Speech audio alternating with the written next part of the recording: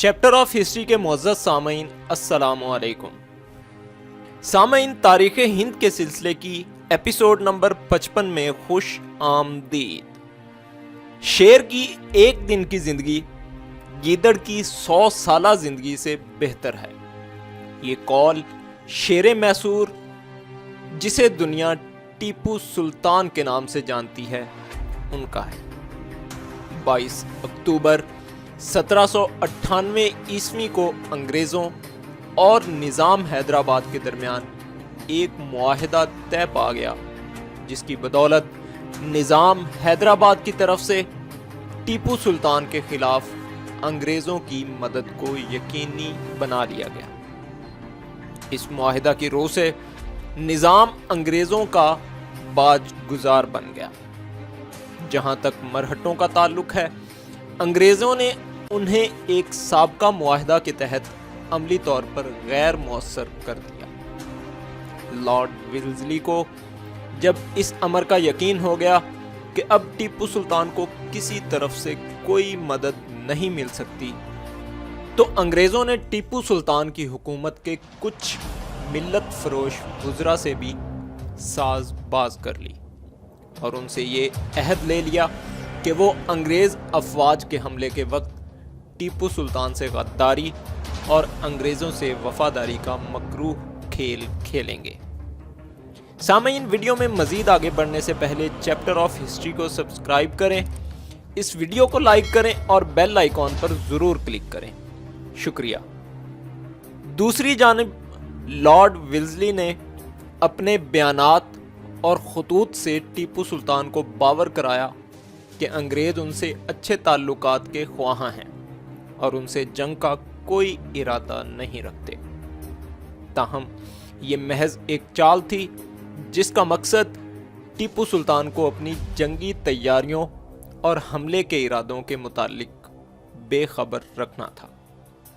جب حملے کی تیاری مکمل ہو چکی تو لارڈ ولزلی نے ٹیپو سلطان کو مصالحت اور جنگ سے بچنے کے لیے توہین آمیز شرائط پر مبنی ایک خط ارسال کیا۔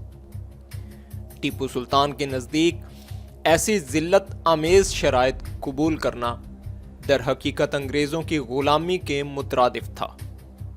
اس نے ان شرائط کو مسترد کر کے انگریزوں کا میدان جنگ میں مقابلہ کرنے کا جرأت مندانہ فیصلہ کیا۔ اس معرکہ حق و باطل کے دوران جہاں ٹیپو سلطان اور اس کے جانثاروں نے ہر قدم پر جرأت ایمانی کا مظاہرہ کیا، وہاں ملک و ملت کے غداروں نے قدم بقدم ٹیپو سلطان کو دھوکہ دیا اور بغیر کسی مزاحمت کے انگریزوں کے لیے سرنگا پٹم پہنچنے کی راہ ہموار کی۔ ان غداروں میں میر صادق، میر معین الدین، میر قمر الدین، میر قاسم علی، میر غلام علی لنگڑا اور دیوان پورنیا شامل تھے۔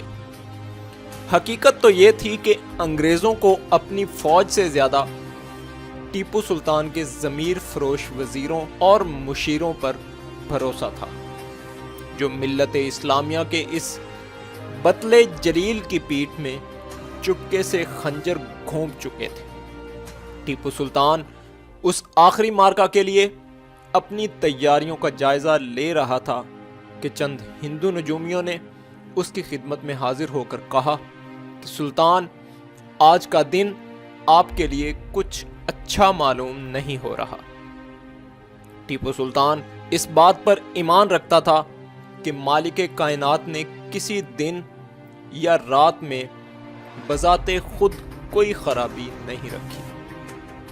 اچھا یا برا صرف اللہ تعالیٰ کی مرضی سے ہوتا ہے۔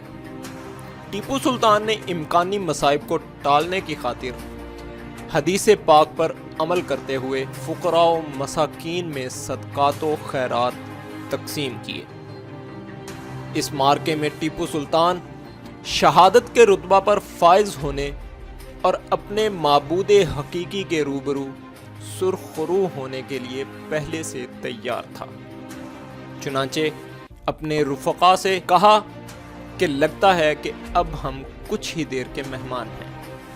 اپنا گھوڑا جسے تاؤس کہتے تھے منگوایا، تلوار اور 2 نالی بندوق تھام کر دشمن کی طرف چل پڑے۔ چلتے وقت راستہ میں انہیں اپنے کئی ضمیر فروش وزراء ملے، جن میں میر صادق بھی تھا۔ اس سے قبل کہ وہ کچھ کہتا، ٹیپو سلطان نے اسے کہا کہ ایسی بات نہیں کہ ہم تمہاری غداری سے آگاہ نہیں ہیں۔ تم اپنی اس بے وفائی کا مزہ جلد ہی چکھو گے، اور تمہاری آئندہ نسلیں تمہارے ان سیاہ کارناموں کی نحوست سے ایک ایک دانہ کی محتاج ہوں گی۔ غدار ملک و ملت میر صادق نے فوراً انگریزوں کو اطلاع بھیجی کہ ٹیپو سلطان محل سے نکل کر قلعہ کے دروازے کے قریب پہنچ رہا ہے۔ ٹیپو سلطان برق رفتاری سے دہلی دروازہ پہنچا اور کافی دیر تک انگریز فوج کا مقابلہ کرتا رہا۔ جب دشمنوں کی تعداد بڑھنے لگی تو جنگی حکمت عملی کے تحت ٹیپو سلطان نے ڈوڈی دروازے سے واپس شہر میں داخل ہونے کی کوشش کی، لیکن اس نازک ترین لمحہ میں غدار میر صادق نے دروازہ بند کر دیا اور کمک لانے کے بہانے جانے لگا۔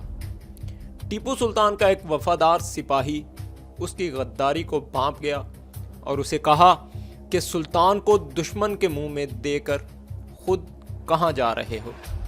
یہ کہہ کر اس جانثار سپاہی نے تلوار کے ایک ہی وار میں اس غدار کا سر تن سے جدا کر دیا۔ اس نمک حرام کی لاش 4 دن تک اسی جگہ پڑی گلتی سڑتی رہی۔ لاش سے اٹھنے والے تعفن سے تنگ آ کر چند لوگوں نے اسے زمین میں دفن کر دیا۔ اس کی قبر کے پاس سے جب کوئی گزرتا تھا تو نفرت کے باعث اس پر تھوک دیتا اور کہتا کہ غداروں کا انجام ایسا ہی ہوتا ہے۔ سلطان کے گھوڑے کی پیٹھ میں گولی لگ گئی اور وہ زمین پر گر گیا۔ اس بنا پر ٹیپو سلطان بھی زمین پر آ رہے اور ان کی دستار سر سے اتر گئی۔ اس پر بھی سلطان نے ہمت نہ ہاری اور پیدل لڑتے لڑتے کئی انگریز افسروں اور سپاہیوں کو جہنم رسید کر دیا۔ زخموں سے بہنے والے خون کے باعث سلطان پر نقاہت طاری ہو رہی تھی، مگر اس شیر دل مجاہد کا حوصلہ بلند تھا اور وہ دشمنوں سے مسلسل لڑ رہا تھا۔ قلعہ کی فصیل سے بھی گولیوں کی بارش برسنے لگی، جن میں سے ایک گولی سلطان کے سینے میں پیوست ہو گئی۔ وہ نیم جان سا ہو کر زمین پر گر پڑا۔ لالچ کا مارا ایک انگریز سپاہی سمجھا کہ سلطان کی روح قفس عنصری سے پرواز کر چکی ہے۔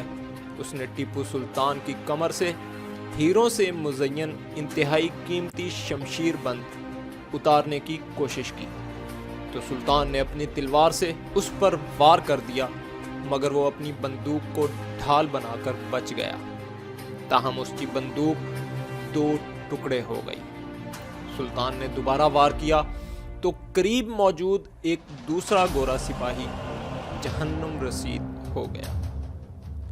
زخموں سے چور مگر جرت ایمانی سے سرشار ٹیپو سلطان نے اس حالت میں بھی کئی انگریزوں کو تہو تیغ کر دیا، مگر دور سے دشمن کے ایک سپاہی نے بندوق سے تاک کر نشانہ لگایا، جس کی گولی ٹیپو سلطان کی کن پٹی پر لگی اور چند لمحوں میں یہ آفتاب حریت اور فخر ملت اپنے معبود حقیقی سے جا ملا۔